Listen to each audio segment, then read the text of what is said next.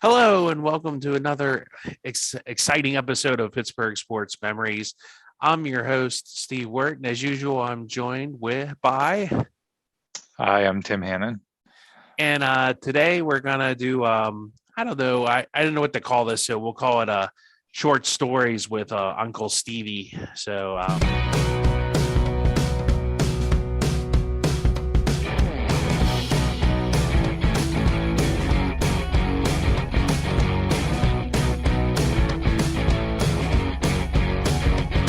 Just to kick this off, I like here's a quote by Mark Twain.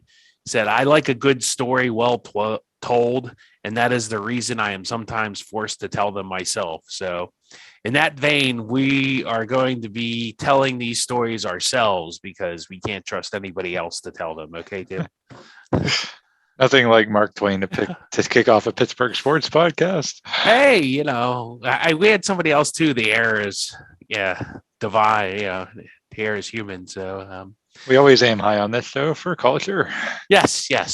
Much like Chuck Noll directing the Pittsburgh Symphony. So we're going for it. So, how I kind of arrange this is I put a certain people into groups, and we'll just kind of go with their rise and fall and whatever happened to them, and so it just kind of just you'll get it as I go along. They're different groupings, and I don't want to give them all away. But so the first up, we're going to talk about athletes that left for greener pastures. So people that left for the money, cha-ching, huh? Um, the first person would be one Neil O'Donnell, a name that brings up much controversy and I guess division in Pittsburgh at least. So the rise of Neil O'Donnell, such as it was he was a Steelers third-round pick out of Maryland in 1990. He started 8 games in 1991. He was a starter in 1992, and that year the Steelers went 11-5. Neil had 13 touchdowns and 9 interceptions. In 1994, he had a great AFC Championship game. I think he set actually records for attempts and completions in that game. But unfortunately, the one incompletion he is most remembered for is the 4th and 3 throw. So that kind of happened to him, unfortunately.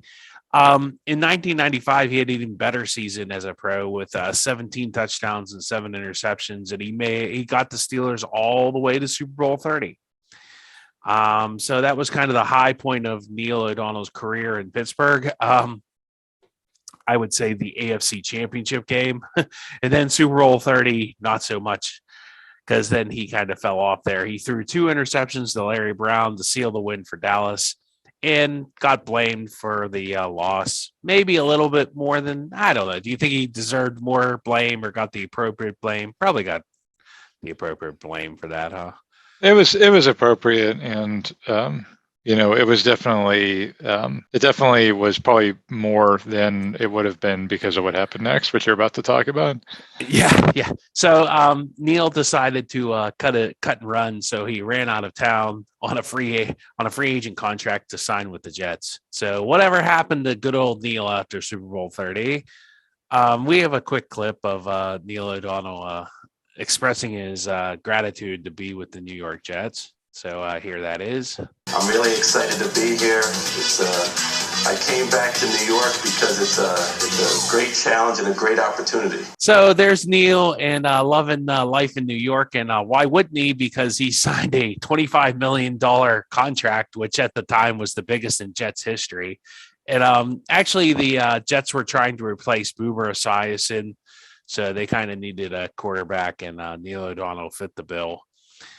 So how did Neil follow that up? He followed it up in pure his fashion. He did not have a good year at all. I think he only played 6 or 8 games, and he got hurt and missed the rest of the season. I think the Jets went 1-16, and Rich Kotite got fired. Rich Kotite was not a very good coach. But the Jets did make a smart move, and they hired Bill Parcells. And he had a pretty good year with Bill Parcells that one year. And then he left after that, and he went to Cincinnati, where he beat the Steelers one time by just throwing jump balls to Carl Pickens over Dwayne Washington. Do you remember the game? And this is with the Jets when they went up to Detroit and like the NFL had a weird rule where like if you made too much noise, like it was like, oh, we'll take a timeout away from the home team. And like, I guess Parcells or probably Belichick too, or like they tried to like make a point of that. Like Neil would like step under center and he'd be like, "Oh, I can't hear. Oh no!" And the officials like warned the crowd like once or twice, and they were like, "Yeah, what do you want us to do?" It just made like people get louder. So I don't know if anybody remembers that except for me, but I remember it. It was you know when it was? It was the last game of the 97 season. And I think it was like whoever won that game made the playoffs kind of scenario. So it was like a huge game. And the Detroit fans, that was back when people actually cared about the Lions, were very much into the game. And yeah, Neil, you're right. Neil just kind of kept walking away from the center, like shrugging his shoulders, like, what do you want me to do? I can't snap the ball with them screaming. And the refs obliged. It was a weird rule. It didn't last very long. Or I don't really see that today, but that was a typical Parcells Belichick. yeah. You know, like the role that nobody knew about, but they could exploit. And it absolutely did nothing because it was like, okay, they're going to lose a timeout. It's like the fans didn't care. And I don't think they even enforce it. They're like, we're not going to do that. It's like, so good for Detroit. I remember the Cincinnati game. I watched that with you where he just kept throwing jump balls to like Carl Pickens, and Dwayne Washington could do like absolutely nothing about it. Yeah, that hurt. He finished up with Tennessee for 5 years. So I mean, I think he played one more game in Pittsburgh, and I think somebody hit him and like busted open his lip, but that was like bad because then Steve McNair came in and like drove the field and beat the Steelers. So that wasn't so great. So what is he really doing now? He's actually selling AstroTurf in Kentucky and Tennessee. So a fun fact about Neil O'Donnell, in 2004, he almost returned to the Steelers when Charlie Bratch and Tommy Maddox both got hurt. Bill Cowher asked him to come back, but he decided, I guess, he was ready for retirement. I totally forgot about that. I wonder how close he was to actually doing that. It's like, do I want to come back? No, I'll settle my millions. I'm good. Neil wasn't a horrible quarterback. He was just kind of like a journeyman quarterback that was okay. He was never like, anything special, but used to be able to win a Super Bowl with a guy like that, but I don't think he really can. He kind of reminds me of like a Ryan Tannehill or like who else, like somebody like Kirk Cousins. Yeah. Yeah, just kind of like one of those guys. Yeah, and if they would have lost that game to Dallas by 20 points, or heck, even if they would have lost it the same score that they did, but it would have just been, Troy Aikman and Emmitt Smith just outplayed Neil O'Donnell and Bam Morris and the Steelers offense, then it's like, okay, right? I don't think anybody, I think everybody remembers Neil a little more fondly than they do. Throwing those interceptions just killed any legacy he had in this. Well, he makes it up now by selling AstroTurf. So if you needed any AstroTurf for your high school stadium and or backyard, if you want to be like the Brady Bunch, I guess, and he's your man. Keeping in theme with Steelers from the 90s that you may have, nobody forgets about Neil O'Donnell, but you might have forgot about this guy. Eric Green is I don't know. I mean, people might remember him. He was a first round 21st. He was the first round draft pick out of Liberty. I didn't write down what year. It was early 90s. It was 1990. Yeah. So 21st, that's pretty high. I mean, that's a decent pick. It's not a high pick. I guess it's like lower round, but still a first round. He held out his rookie training camp, which I guess like back then was like, ooh, what are you doing? Because there was no free agency yet. But he did sign with the Steelers eventually after a call from his head coach at Liberty, who was, and I can't believe I'm going to say this name, Sam Rutigliano. And the selling point was that they promised to run Red Right 88 for Eric Green at least once a game. Once a game. So anybody listening in Cleveland might get that joke, but if not, look up Red Right 88. You'll get it. he made as part of his rise. He made 2 Pro Bowls, and he really was a focal point of the Steelers' offense for the early '90s. In '93, he had 63 receptions and 5 touchdowns. In '94, he had 46 receptions and 4 touchdowns, which pretty good for those offenses.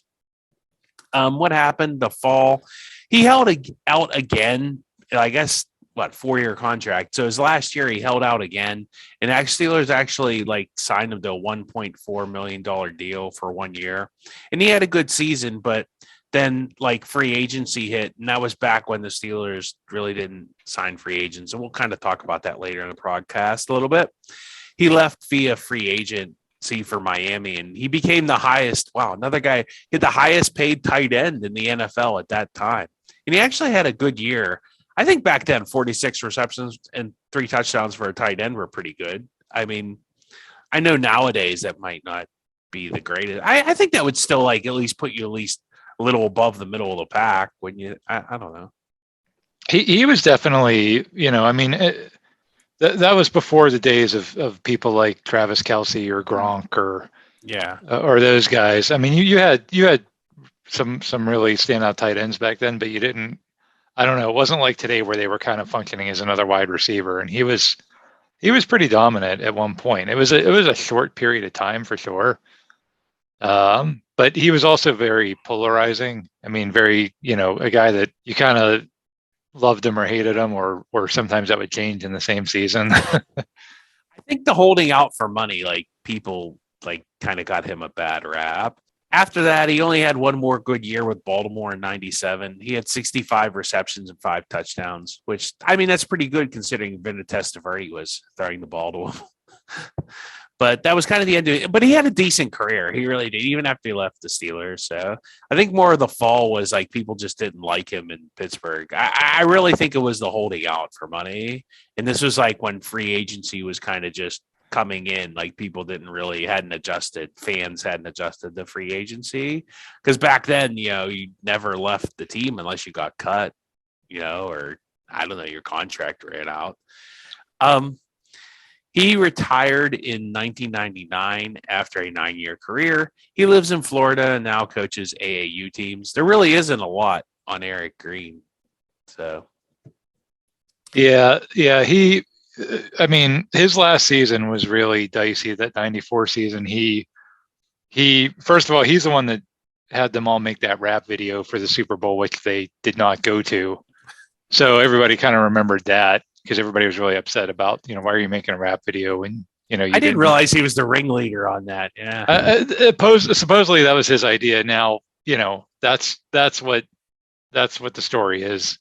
And then the other thing, that same season, he and Barry Foster did an interview with Chris Collinsworth, who was at the time on Inside the NFL, and basically just told Chris Collinsworth, we're not going to be here when the season's over. Gave him this big scoop. And it's why would you, I mean, this was week 14 of the season or something. Why would you talk about that now?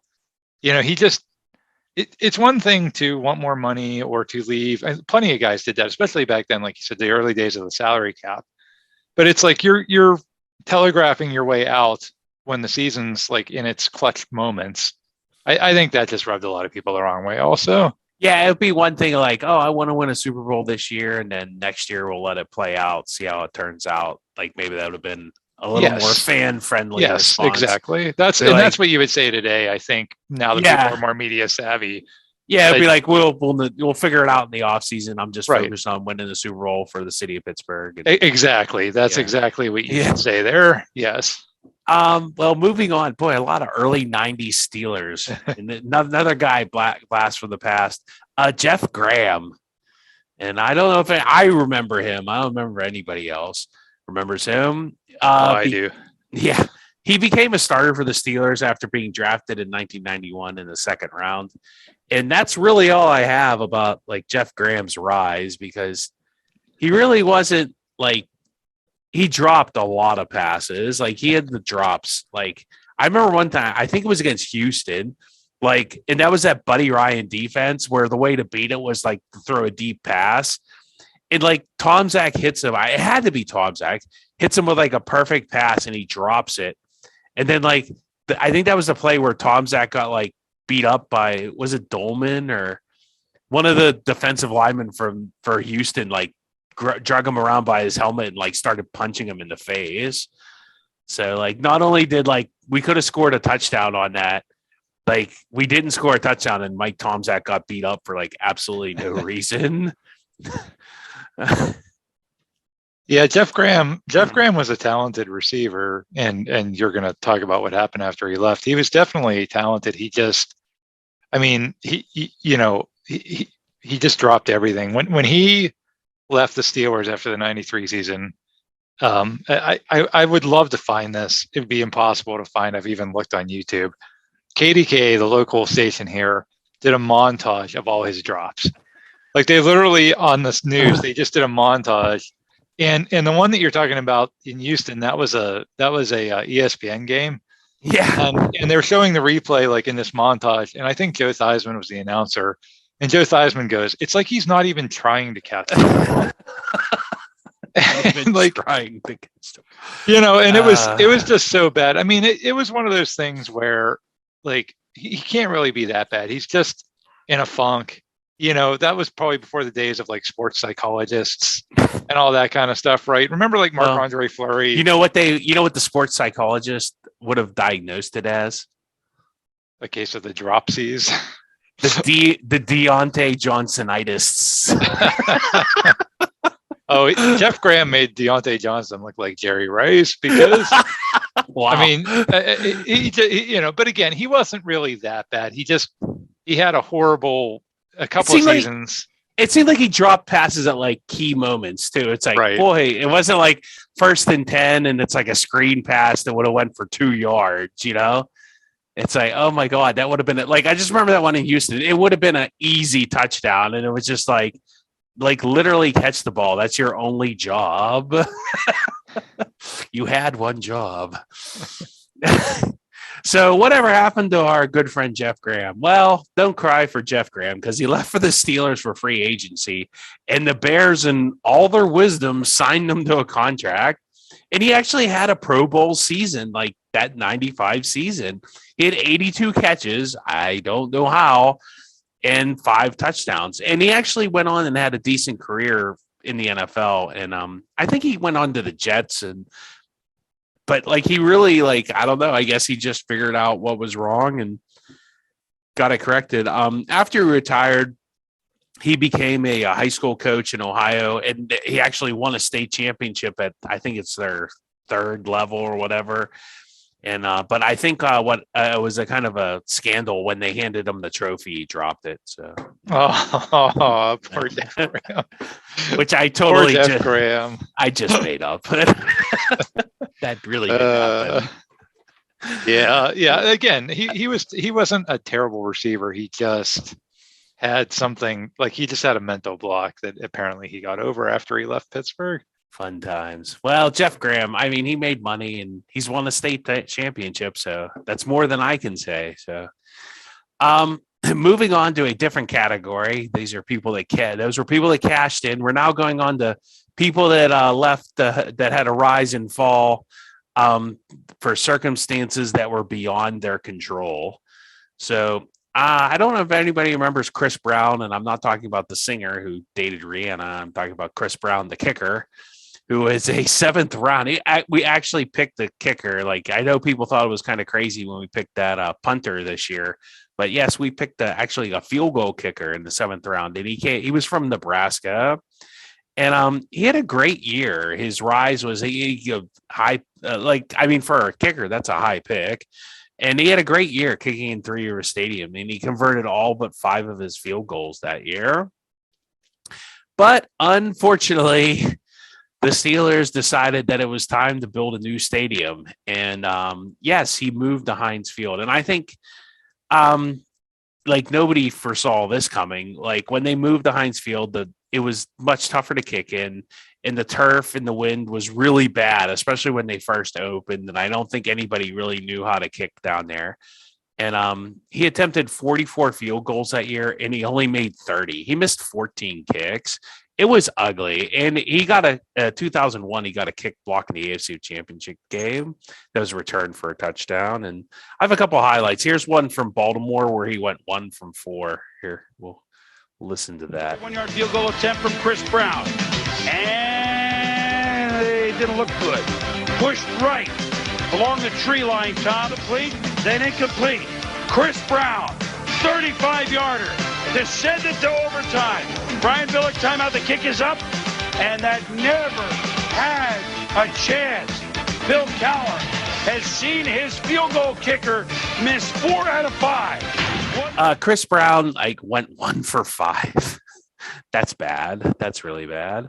And here, just to relive some more awfulness, here's his kick that got blocked in the AFC Championship game. Chris Brown, 33-yard field goal, and it is blocked. Chris McAllister, blocked. Very Pulp Fiction-like, as you'll see, looks like Samuel L. Jackson. And not only does McAllister block. So, Chris Brown got a kick blocked in the AFC Championship game. We'll post a link to that if you want to go check it out. That's kind of another sad moment in Steeler history. So whatever happened to Mr. Chris Brown, he left for free agency after the 2001 season, I do believe. And he signed with the expansion Houston Texans, and he kicked for them for 7 years until he lost the kicking battle in training camp to Neil Rackers in 2010. What I think really happened was a lot of teams went from that old artificial turf to natural grass, and that he was much better. Like Gary Anderson was kind of like that too. He was better kicking on turf than in grass, and plus Heinz Field was just impossible to kick in, and he just was not up to the task. But he did last for a while longer. So 7 plus. He had a 10 or 11 year NFL career. So I guess don't cry too much for Chris Brown there. Moving on to circumstances beyond your control, another person, Amos Zaraway. His rise, he was drafted in 1999 in the 3rd round out of good old Hillbilly U, better known as West Virginia. He was a backup to Jerome Bettis most of his career. He played well, especially in 2001 and 2002. He had a big playoff game against Baltimore in 2001. Jerome Bettis had been injured, and they tried to give him a shot, and it hit a nerve, and so Jerome Bettis's leg went numb, so he couldn't play. Zaraway had a great game. They ran all over Ray Lewis and the Ravens. So, his fall, he left in 2004 for the Raiders, and he didn't really play much there or in New England the next year. He retired in 2005. So, he came in 99 and was really gone by 2003, 2004. So whatever happened to Mr. Amos Zaraway, he opened a restaurant in New York City. But I do think it's out of business. I remember them writing an article about him opening it. He was probably overall what happened to him in the NFL. I think he was a victim of the NFL pay scale.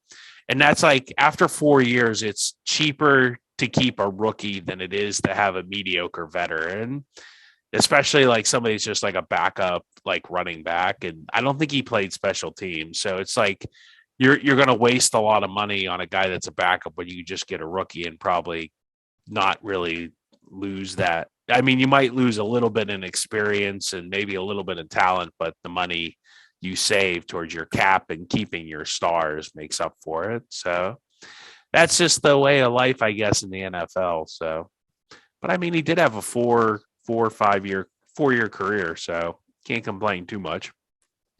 Amos. That was one of those cases of a guy played for a team that you despise, and then he comes to your favorite team, and you're like, okay, I have to begrudgingly like him now. But he was pretty good. Yeah, he was a really good runner, like that third down running back and backup. He was just really reliable. So, Tom Donahoe moving away from players to front office people. This is like I put him in circumstances beyond their control, and I'll kind of go with that as we go. And this subject's kind of come up a couple times in the podcast already. So Tom Donahoe's rise. He was hired as the Steelers GM in 1991, before Cowher. So he was there before Cowher. He put together many playoff teams in the 1990s, and he brought the Steelers back into contention for most of the decade. His big move was he traded for Jerome Bettis because he ain't no head of lettuce. And he had some pretty good drafts early in his career. So what was Tom Donahoe? I don't know. His downfall? Well, he never signed free agents, and he let some talented players go like Chad Brown and Leon Searcy. And then what really ended his time in Pittsburgh was he got into a power struggle with head coach Bill Cowher. And that forced Dan Rooney to make a decision on who to fire. And, Mr. Rooney decided to get rid of Tom Donahoe. They voted Tom Donahoe off the island. So I think, something that happened was he never really adjusted to NFL's free agency. That was the whole – I think he had that whole "we're not the Salvation Army" comment and stuff like that. And he just didn't realize how to work free agency, and it seemed like the Steelers were going at that point the route of the Pirates, where they're just going to be like this poor team that just never signed anybody. So whatever happened to good old Tom Donahoe? He went to Buffalo and he put together a team that it never really contended, even though he got Drew Bledsoe. And the big thing I remember up there was the Bills had a game against the Steelers at the end of the season in 2004, where the Steelers were 14-1 going into the game, and they had everything wrapped up, first seed. It was totally meaningless. So I think the Steelers played Tommy Maddox and Brian St. Pierre, and Willie Parker was a third string running back. I mean, they just played nobody, and they beat the Bills handily. So, Donahoe ended up getting fired from the Bills, and he actually ended up with the Eagles as a front office and scout person, and he helped build the Eagles team that won Super Bowl 52. So, like I said, he just never adjusted to free agency in the NFL. And a fun fact for Tom Donahoe, he's the grandson of legendary Pittsburgh mayor David Lawrence. So he had that going for him.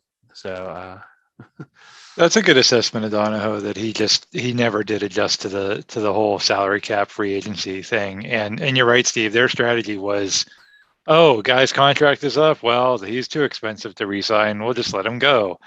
And that eventually just caught up with them. By the late 90s, they were a bad team because they just lost too many guys doing that.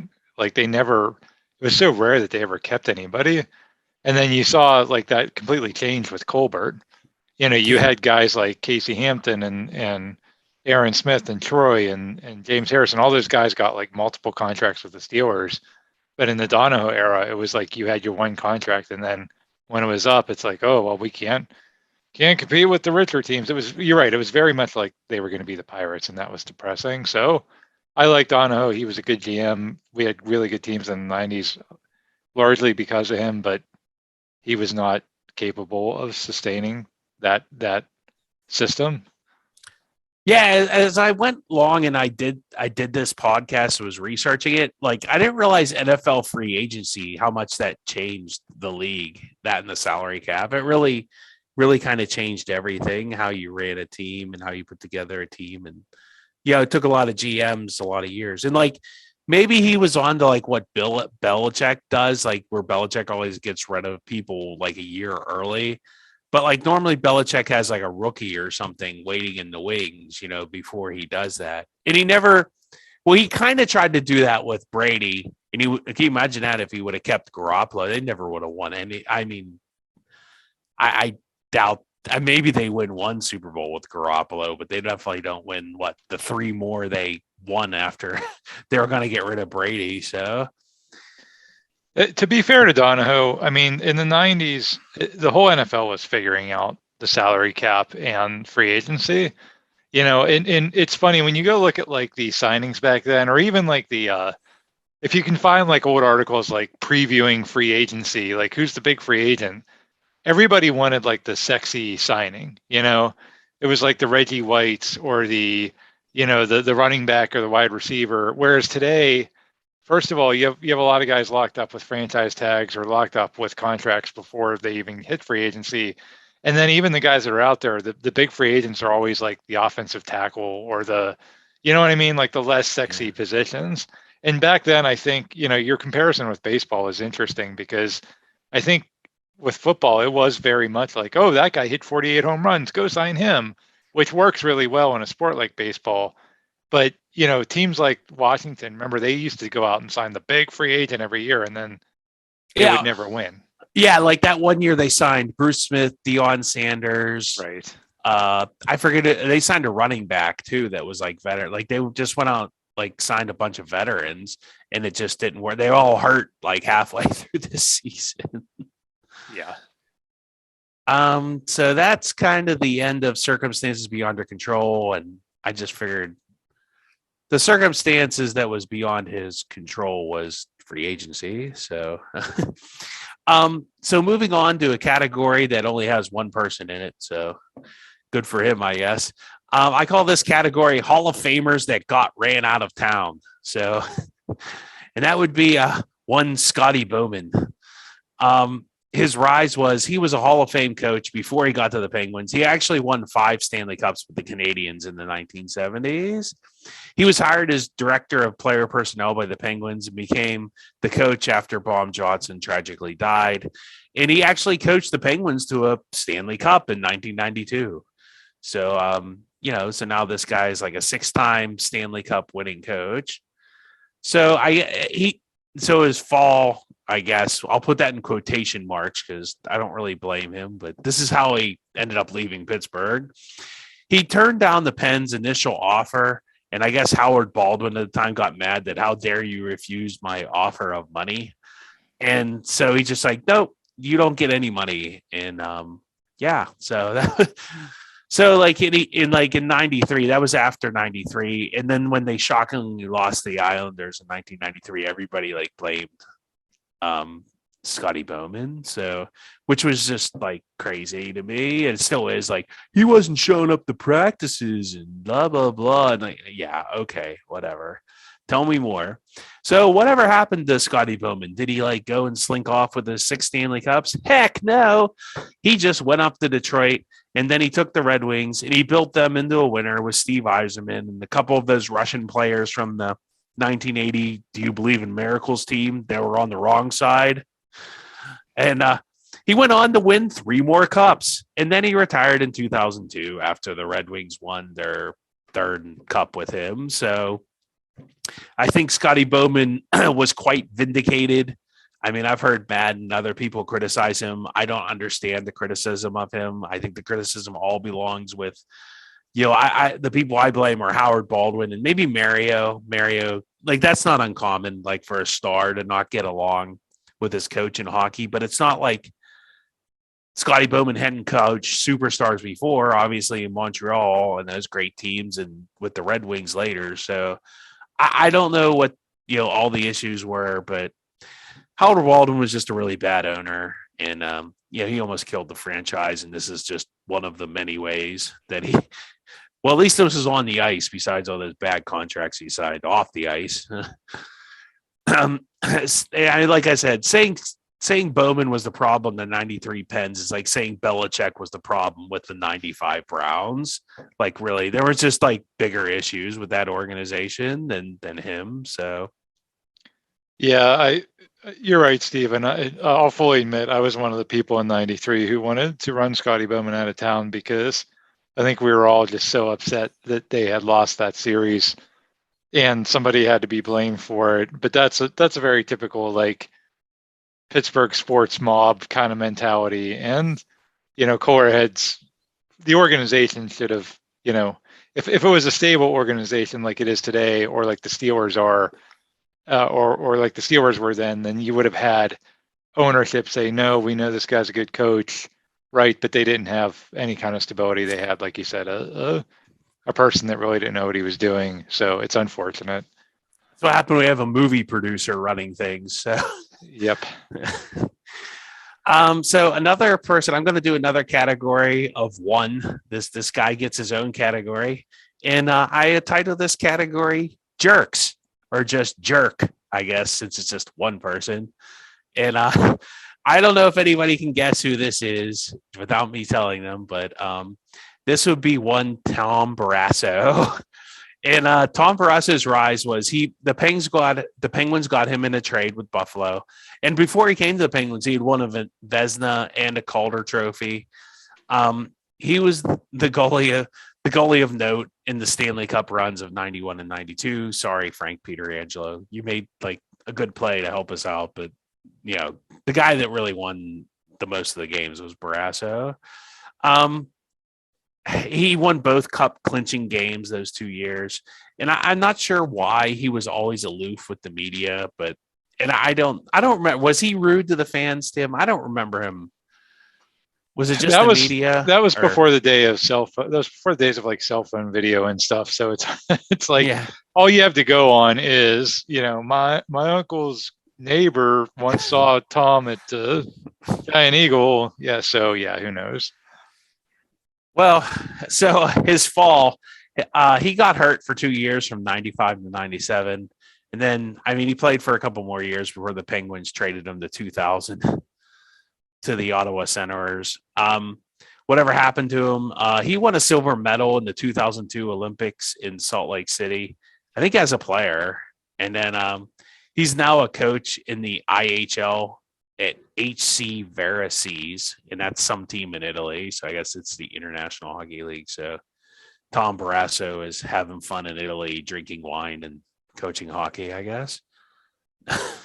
You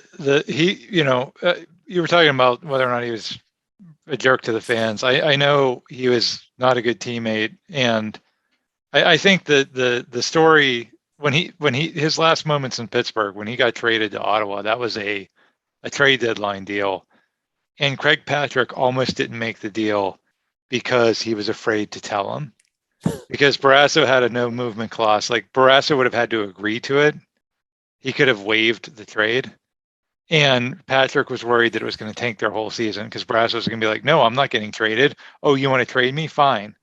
Yeah, I'm just going to, sit on my hands and be a jerk the rest of the season just to spite you for daring to trade me. So Craig Patrick was literally almost didn't make the trade only because he was afraid to tell him. And I think that just says everything that you need to know about Tom Barrasso. Well, Tom Barrasso, he got his own category on our podcast. So Stanley Cup goal winning and apparently award winning jerk. So good for you.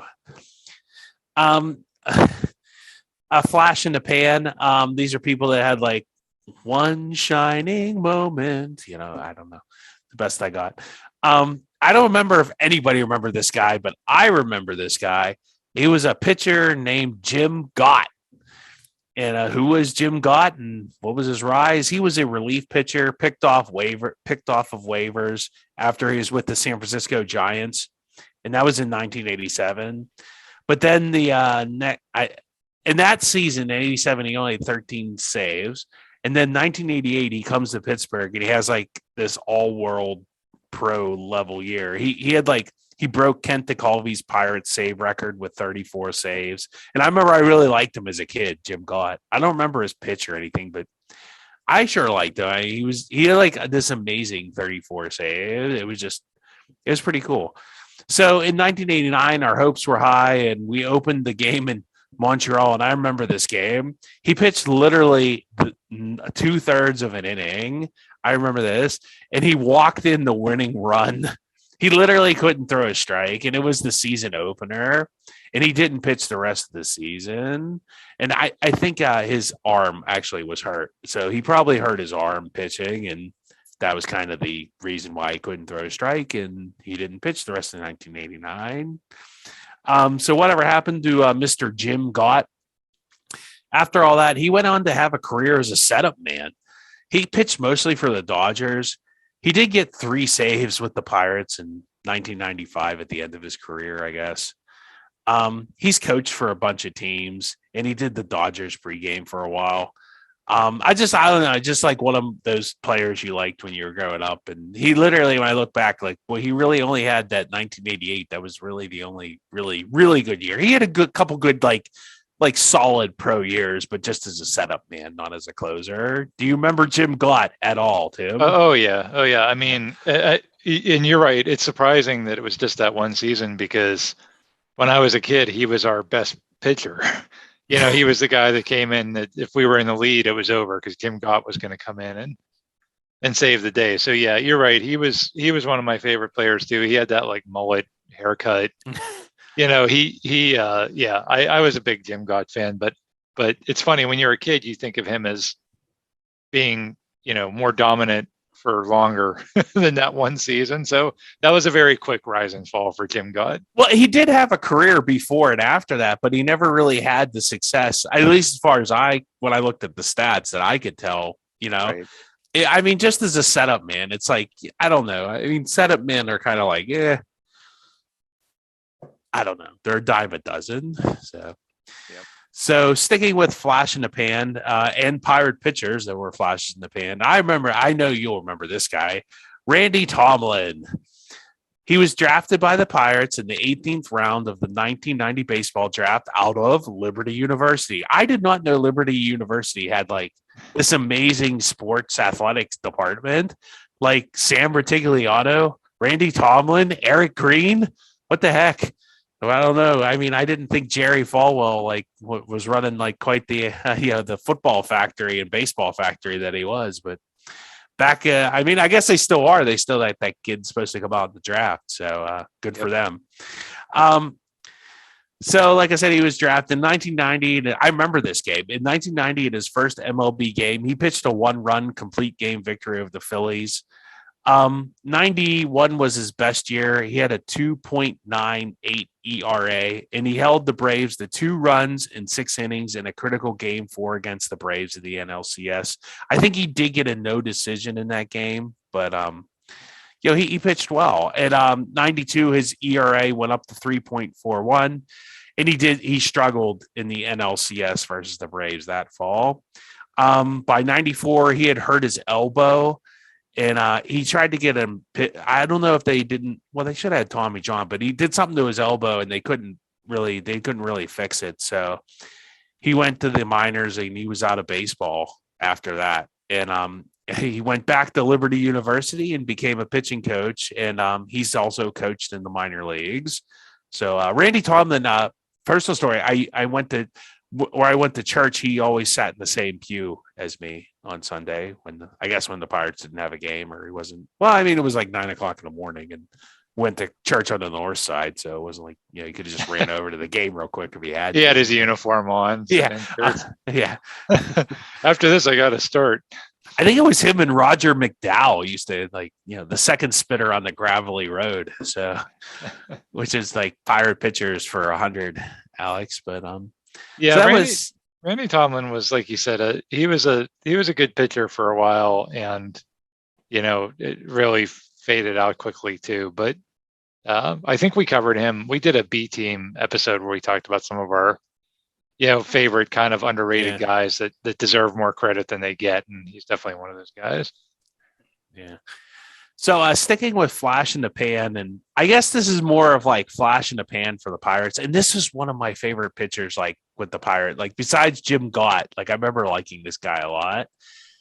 So Neil Heaton. Do you remember Neil Heaton at all? Yeah, he had a really good like half a season, didn't he? I'm not kidding. Like he was like an all-star. Yeah. His rise, he came to the Pirates from the Expos in 1990. And he'd been in the league a while by then. He was a left-handed, like American League pitcher. And he had a 10-2 record at the All-Star break. And he actually, that's his only All-Star game. He went to the All-Star game, but he didn't get to pitch because he was going to pitch for the National League. He was, if the score would have been tied, but like Dennis Eckersley like pitched a perfect ninth and the AL won the game. So, and so his fall, like I found a pretty good article with Bob Smizek about, he had asked Jim Leyland about his, success. In June of 1990, Neil Heaton was 10-2 for the Pirates and headed to the All-Star game. I intended to write a story about Heaton and sat down to Leland and the Pirates dugout to get his take. I posed a question that shed a favorable light on Heaton, and Leland's answer has stuck with me to this day. Don't get too excited about Neil Heaton. Now, why weren't we getting too excited about him? Well, that brings us to the fall. Over, like you said, half the season. Over the rest of that year, Heaton was 2-6. And he moved to the bullpen for a while. And he had like a streak of like 30 innings. And then I remember, who's the guy from Eric Davis? Did he play for Cincinnati? Yeah. I think he hit a ball that might have landed in Kentucky off of him. I mean, oh my gosh, that was in Riverfront. He just crushed it. And he finished 12-9 for that magical season. And the Pirates traded him for, and I think he was just in one of our recent podcasts, good old Kirk Gibson. They traded the Royals for Kirk Gibson. So whatever happened to Neil Heaton, he bounced around in the majors for 2 years after that. Then he retired, and he had a 12-year career. Like I said, he was mainly an American League pitcher for Cleveland, and he just really, had like half a good year with the Pirates. But it was fun while it lasted, right? If I'm going with this guy flash in the pan, maybe you'll disagree with me. I don't know. Barry Foster, Barry Bananas Foster. His rise, he was a 5th round pick in 1990 by the Steelers. And of course, he famously watched a kickoff go over his head and get recovered by the 49ers. And so he wouldn't get out of the doghouse until 1992 when Bill Cowher took over. And then he had his best season rushing. And it's still a Steelers single season record of 1,690 yards. That's still the most yards in a season. It's hard to believe with Bettis having all those great years and everything that still stands to this day. So he also averaged 4.3 yards per carry and 11 touchdowns, which, boy, he must have just got a ton of carries at 4.3 yards per carry to get 1,600 yards. That's a lot of work. He kind of had an injury-prone 93 and 94 season. He only rushed for 711 yards and 811 yards. And can you guess what his last play ever with the Steelers were? How about I'll play it for us here. Well, we're down to 4th down here, so San Diego is really right now talking to each other, said, guys, this is it. This is our season right here. Let's hold on. 4th down and goal from the 3. 3 wide receivers, John L. Williams in motion. Neil O'Donnell on a 4th down play to save the season to throw. Fire! Down! And it was laid down at the goal line by San Diego. Dennis Gibson putting in a deep drop, got a hand on the football, and the Chargers have kept the Steelers out of the end zone on a 4th down play. So, that was the last play of Barry Foster's career. And famously, I guess, Bill Cowher's one daughter said that Neil should have thrown to Eric Green. So I don't know. He got traded to Carolina because of his expensive contract and the arrival of Bam Morris and Eric Pegram from Atlanta. He never played for Carolina. He was cut because he was out of shape, and he signed later that season with the Bengals for like $1 million a game. I remember this, but then he just did 2 practices, like, see ya. I don't want to play no more. So whatever happened to him, he said his body was beat up to play anymore, and he had enough money to retire. He's now a high school coach and an assistant principal in Texas. So would you call him a paycheck player, Tim? Oh, yeah. So Barry Bananas was definitely a paycheck player. Seemed like they had a few of those on that team, huh? Yeah, they did. I mean, again, him and Eric Green they were kind of like the Lev Bell, Antonio Brown of that era. So moving on to a category that's kind of, some of these are sad stories, these ones. Self-destructive behavior. And the first person is maybe somebody that you might have forgotten about. He really wasn't that big of but he would definitely had some self-destructiveness here. Richard Huntley. He was a backup running back in the Steelers, like the late 90s. He had a decent career over 3 years as a backup to Jerome Bettis. He had some big runs against Baltimore. And Richard Huntley's big fall, and I don't remember if anybody remembers this. He got in like a huge locker room fight with Earl Holmes in a spring practice. And like, that's not uncommon to like get in a fight in practice, but it literally spilled into the locker room. And him and Earl Holmes were throwing chairs at each other and like literally fighting in the locker room. So whatever happened to Mr. Richard Huntley? Well, he went to Carolina for a year, and then I don't know. Then oblivion. If you know where he is, let him know. I don't know. So, trivia question: do you know who scored the last touchdown in Three River Stadium history, Tim? I'm guessing it was Richard Huntley. It was Richard Huntley. Yay! So he's got that whatever rock he's hiding under, he's still got that going for him. So. You definitely remember Richard Huntley, right? Oh yeah, he was, that was, and it was funny because that was when that like 99, 2000 kind of era, a lot of people thought Bettis was finished at that point, and Huntley looked like he was ready to sort of take over that role, and then of course, he didn't, and then Bettis kind of had a resurgence. So yeah. So the next self-destructive, and this is a very sad story, and I don't know if we've ever covered this, and it is kind of a sad one, and that's Joe Gilliam, Jefferson Street Joe, as they call him. He was the 11th round pick, 11 rounds. Boy, it's hard to believe they even had that many rounds way back in the 70s.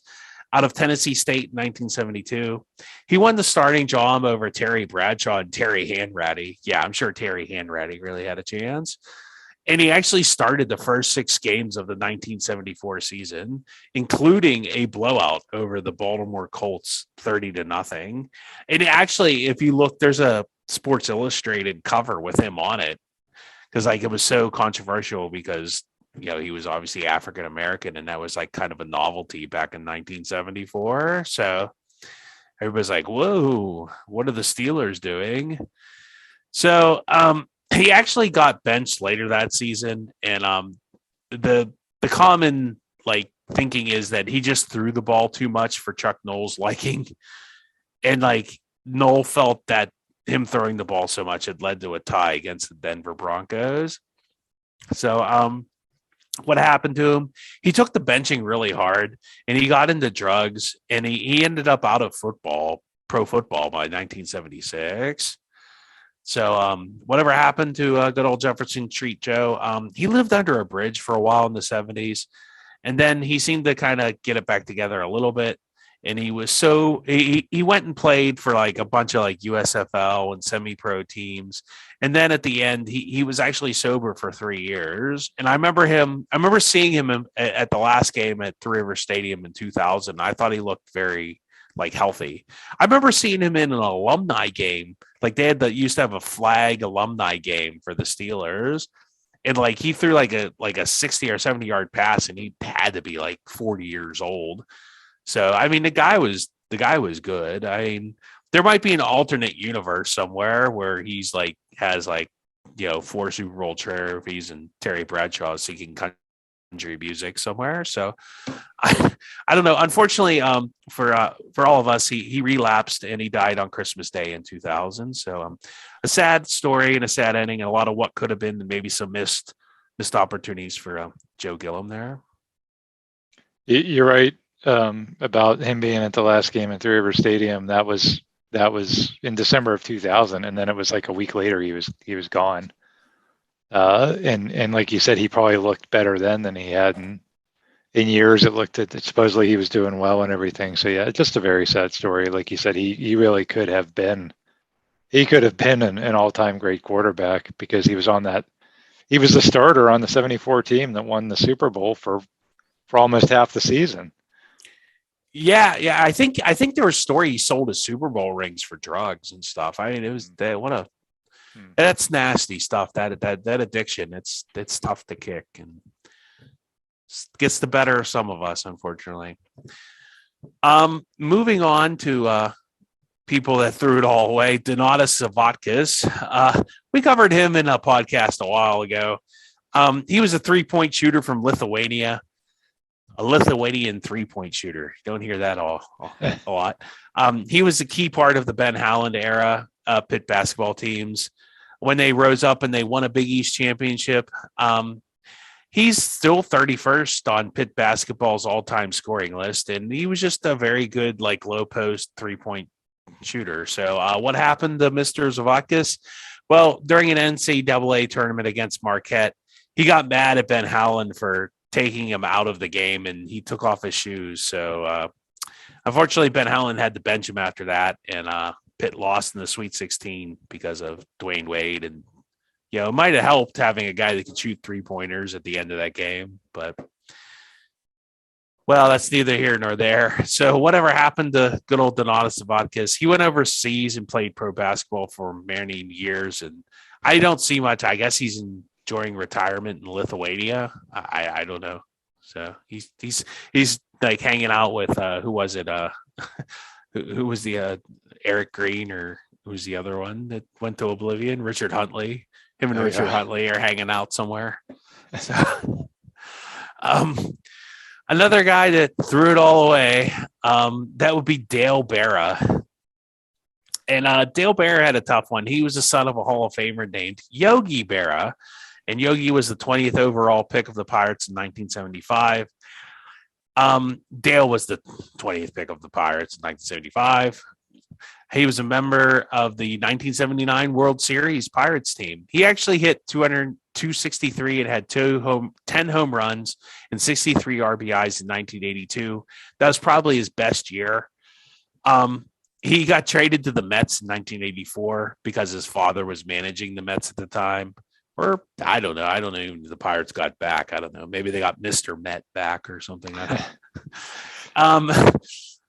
Berra had like a huge base running gaff at the Mets, much like he did. He had a lot of errors with the Pirates. I remember my dad used to call him Bobble the Ball Berra. Then he had to come back to Pittsburgh for the 1985 drug trials, where he admitted that he did cocaine in the clubhouse. So it was not like a good time for Mr. Dale Berra. So whatever happened to Dale Berra after all that? Well, he struggled with substance abuse and he got arrested for cocaine possession in 1989. But then I think he's cleaned this up. He's still alive. He runs a construction company and is in charge of an organization that controls use of his father's likeness. So I think from all accounts, I mean, I didn't really look too deep into it, but I think Dale Berra has kind of found his way there and living life to the fullest, I imagine. Yeah, we did that episode about the drug trials, and I think I remember that we learned that his family did like an intervention or something. Yeah, and it actually made an impact on him, and he's supposedly been clean ever since then. Yeah, so I mean, one example of a person that maybe didn't quite come clean, another that did. So that's good for Dale Berra. Moving on to a more fun category, never really was. And I don't know if I know Tim's heard of this guy, and maybe not a lot of people have, but Tim Worley. You ever heard? Does anybody remember Tim Worley? Well, he was drafted by the Steelers in 1989, and he had an okay rookie year with 770 yards rushing. And that was it. His fall, he was just straight awful for the rest of the time. He had a lot of fumbles. I remember people used to call him Whoops Worley. And there was that funny story by Merrill Hodge where like Worley kept, I guess Bubby Brister had to say the play 5 times because Worley kept forgetting it or missing it. And they got up to the line of scrimmage and Worley was like, "What's the snap count?" And Brister literally turns around and yells at the top of his lungs, "On 2!" The whole defense and everybody could hear it. So fun times with Tim Worley. Whatever happened to him? He runs some sort of motivational speaking company with the radio station K-Love, speaking to school assemblies. He's a big star at the University of Georgia. I guess he had a big game in college against Florida, so he's very more famous for what he did in college than what he ever did in the pros. So, yeah, it was unfortunate that he did not have a good pro career, and he was, I believe, to this day, he's still the highest Steeler draft pick since Terry Bradshaw. He was drafted 7th overall. The I Steelers. didn't- Oh wow, yeah, Yeah, the Steelers have. No, Bradshaw was drafted first, yeah. but the Steelers have not drafted that high since Terry Bradshaw. He was the highest in all that time, number 7. So I think it wasn't just that he was a first round pick, it was that he was number 7 overall. That's a in major draft. bust. Yeah, In a draft that produced the guys before him, Troy Aikman, Barry Sanders, Deion Sanders, and Derek Thomas were all like right before Yeah. him. So that really hurt. Well, good old Whoops Worley, but it seems like he's doing okay. So good for him. He's had a better retirement than some of the other people on this list. Sure.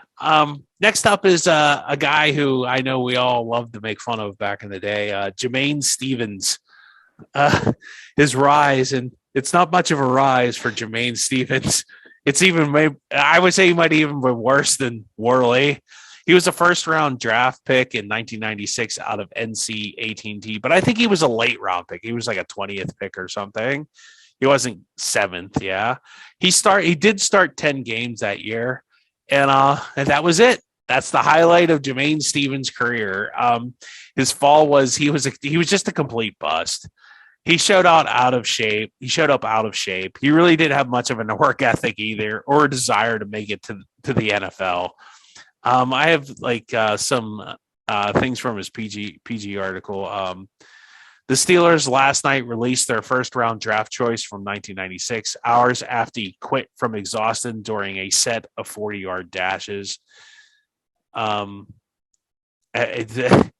He was he was so out of shape that he nearly collapsed on the 11th of 14 scheduled 40-yard runs.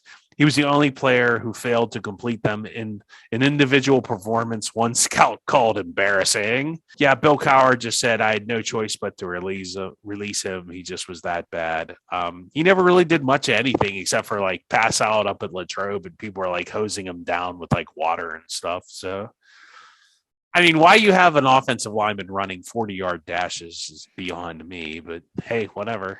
Yeah, Jermaine that was the year after they were in the Super Bowl. So it was a pretty low pick, and they thought they could draft him and sort of like he could be a project. Like he wouldn't have to come in and dominate right away. He was like he had this big frame. He went to a small school, so they, he was kind of raw, and they were going to have to work with him a little bit. But it was a terrible experiment.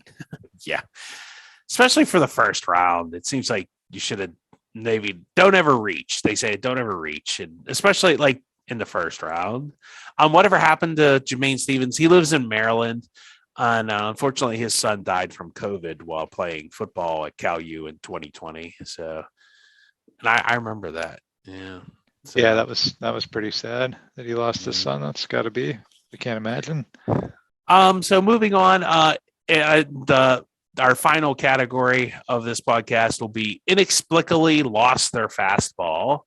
So guys that were really good and all of a sudden were like, hey, wait a minute, what happened to you? So these are more than flash in the pan guys. I think they had like 2 or 3 really good seasons. And for just whatever reason, it's like, whoa, what happened to you? So the first up would be one Matthew Murray. And the rise was he was a 3rd round pick of the Penguins in 2012. And he would play in the playoffs in 2016. And he actually took the Pens to a cup that year. And he was only 21 years old when that all happened. And I mean, he was so good. Like they started him over Fleury. Like when Fleury got healthy, like I can't remember. Did they start Fleury a game or 2 that playoffs? I don't think Fleury ever came back once Murray got in there.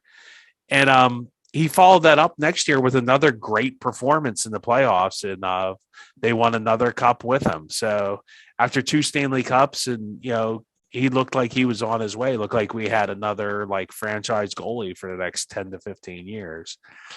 So what happened to Mr. Murray? His play and save percentage went way down for 2019, 2020. It also seemed like, I think in that San Jose final, like, people started to figure out that his glove hand was kind of weak, and it seemed like everybody started shooting at his glove hand, and it seemed to like become a thing. Like, so teams were like really catching on. So finally in 2020, after that, the Penguins traded him to the Ottawa Senators. So whatever happened to Matt Murray, he's still with the Ottawa Senators, and I think he went winless in his first season with them. And I don't think that's the end of him. Maybe he'll, because sometimes goal, and he's so young. Like I could see him turning it around and having like at least another good run at him, or a couple more good years. But as for right now, he's definitely lost his fastball or his glove hand, I guess. That might be one of the greatest mysteries in the history of sports. Just like you said, he was on his way to being, like you said, like the next 15 years, he was going to be the guy. And then it just ended like that. Yeah, it's definitely weird. I wonder if there wasn't a salary cap, if they would have stuck with him longer. I don't know. Sticking with the rise and with the what is this? This is lost her fastball. It was Kendrell Bell, and I remember this guy. Like he was drafted by the Steelers in the second round in 2001. The Steelers actually traded up 12 spots to get him. And in his rookie year, he leveled Jerome Bettis in a goal line drill. That was in practice. He had a great rookie year. He actually won NFL Defensive Rookie of the Year. He played hurt against Cleveland. He really didn't have that great of a game against Cleveland. And but he did play and he did try. He played really well that first year, and then he started to get hurt. And he really was never that great against the pass. He was very good at like against the run and hitting people, but like when it came to like stopping the pass, that was kind of like his weakest. So his fall was he got hurt and he missed all of the 2005 Steelers, and they had signed James Ferrier and drafted Larry Foote. So not being able to cover the pass and getting hurt, he was cut before the 2005. He didn't make the Super Bowl team. He did play 3 seasons for Kansas City, but he just wasn't that much of a factor. His body was pretty much done. And there's an article I read. He talked about barely being able to play at that point. And he was completely out of the NFL by age 29. So, I mean, whatever happened to Kendrell Bell, there's a pretty cool story in the Post-Gazette I found. We can post that to our webpage. And he lives in Mableton, Georgia, with his wife and 4 sons. And he still talks very positively in that article about his four so years with the Steelers. So he said that was his best years as a pro football player. The thing I'll always remember about Kendrell Bell is I wanted to buy a Steeler jersey in 2001. And I was like, okay, these things aren't cheap. I'm going to buy one of a guy that's going to be here for a long time. And so I picked Kendrell Bell, and then he was gone after like 2 seasons, and I really regretted buying that jersey. Do you still have the Kendrell Bell? I do, because I actually wore it for every game during that 2005 Super Bowl run, every playoff game. Nice. I had worn it for the Cincinnati game for some reason. Then I just decided, okay, that's the only reason they won, because I wore that jersey. So I actually wore that jersey to the Super Bowl in Detroit. So, people were like, Kendrell Bell. Yeah. I mean, he was 97, so I could always tape Cam Hayward's name all over it or something. Nice. Be one of those people. Speaking of people who lost their fastball, Kevin Stevens, his rise, he played a key role in the Penguins Cup teams from 91 to 92. He had in 91, he had 40 goals and 86 points. And in 92, he had 54 goals and 123 points. That's insane. He was key on the line with Mario. He scored 3 goals in a period in the conference finals against Boston. I think he infamously said they were down 2 games to none, and he was like, yep, we're going to come back and win this series. And the Penguins said that was like a big thing. He's a great playoff performer, and he's probably one of the best American hockey players of all time. So whatever kind of happened to Kevin Stevens, it was quick for him. He checked that Rich Pilon in that infamous series against the Islanders, and he knocked himself out. And I remember him laying on the ice, having it looked like a seizure. He was convulsing, and he messed up his face so bad they had to rebuild his face with 100 stitches after that. In 95, the Penguins traded him to Boston, and he never quite really did have the success as he did with the Penguins. Whatever happened to Mr. Kevin Stevens? Well, he got caught doing drugs in an East St. Louis hotel. He went to rehab. He's been on TV for some show in Canada called Shattered. It was like part of his whole community service plea for dealing Oxycontin, and he's just like had a really rough life. I think he worked for the Penguins for a while, and he just bounced around and like kind of got into drugs, and not's been a good rough part of his life after hockey. So Yeah, that hit against the Islanders really altered the course of his life and career. So why we have a statue of Richie Pilon in front of the arena right now is beyond my hard comprehension. But we have a statue of Richie Pilon. So or he could have just been in the picture when Mario was like going past him. there's a statue of the man, regardless. It's there.